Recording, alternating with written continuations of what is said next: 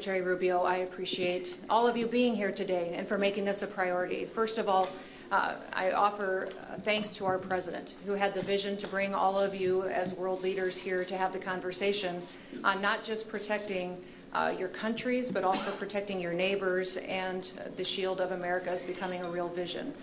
This is intended to be a group that works together to make sure that we're each defending our own sovereignty, we're each defending our own security and economic prosperity, but then also continuing to build on these relationships to ensure that we can do that in a way that's effective, defeating the enemies that we have amongst us in the cartel organizations, which our country has designated as foreign terrorist organizations. But then also by adding that security element, we have an opportunity then to have economic prosperity that blesses all of our people. So I do want to thank the President for creating this and for giving me the honor and the opportunity to serve as a special envoy to this region, to the Western Hemisphere. This Shield of Americas will be a powerful example to the rest of the world about what's possible. There's nothing like this happening today anywhere else in the world. And the way that we cooperate on our shared ideals of freedom and of democracy and safety and security will be a shining light to all of those who wish to be more like all of us. So my background is I'm a farmer and a rancher that served in government, in Congress as governor, and then as Secretary of Homeland Security. In the last year as Secretary of Homeland Security, we have focused on securing our border. We have transformed our country from one that was being invaded by enemies, millions of them that were coming in unvetted, that we didn't know who was there and who wished to harm us. We've secured that border. We've focused on removing public safety threats, and over 3 million people have been deported or removed from our country in the last year. Secure borders has changed everything for our country. It's allowed us an opportunity to focus on business and investment, relationships with other countries, and has ended the crisis that our country was going through in the years previous to President Trump's leadership. So that is something that we recognize, that now that America is secure and our borders are secure, that we want to focus on our neighbors and to help our neighbors with their borders and challenges that they have so that they may have the security that we enjoy. I've looked forward to meeting many of you. Many of you I've met throughout the last year and spent time with. I know President Bukele was probably, I think, the first world leader I had the chance to visit with. We partnered on security and in El Salvador, and appreciate the way he's brought peace to El Salvador, and prosperity is following. That's been a great example.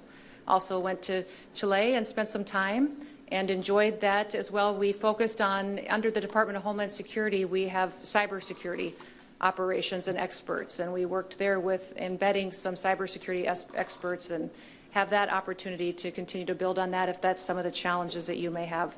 Spent some time in Argentina with President Milei as well, and appreciated his focus on economic prosperity and how we could work together on that. And of course, Ecuador has been very strong partners with all of us. We've worked on not just security and fighting cartels, but also making sure the drug trafficking is being addressed and we can build those relationships. I've been in many of your other countries working with your presidents and leaders, and hope to continue to build on that so that we could have candid conversations about what to do in the future. Our objectives are going to be to destroy the cartels, to go after these narco-terrorists that are destroying our people, killing our children and our grandchildren. We're also going to keep our adversaries at bay. Those adversaries that wish to change our way of life and our values that are outside of our hemisphere, we want to ensure that we're continuing to keep them out of our hemisphere and focus on building alliances amongst ourselves and our strengths. We have worked and are proud of the Department of War with the conference that many of you just attended the last few days, and we'll continue to do that. We want our hemisphere to be safer, to be more sovereign, and to be more prosperous, and looking forward to working with you on all of that. The first objective will be not just on sovereignty, but also migration control, that we'll work on economic prosperity. We'll have and reverse these harmful foreign influences that have come into many of our businesses, our technologies, and we've seen infiltrate different areas of our way of life. That will be my objective every day. I will, when the press leaves, give you all my personal cell phone numbers so that you can reach me at any time that you may need something, and we'll work together to continue to make sure that our relationship is a shield to the Americas, that this will be a Western Hemisphere that is better, safer, more prosperous, and more free because of the leadership that all of you provide. So thank you to Secretary Rubio for hosting this and having the vision to bring us all together. I think this will be something that for years to come will bring more security to our nations. All right. Well,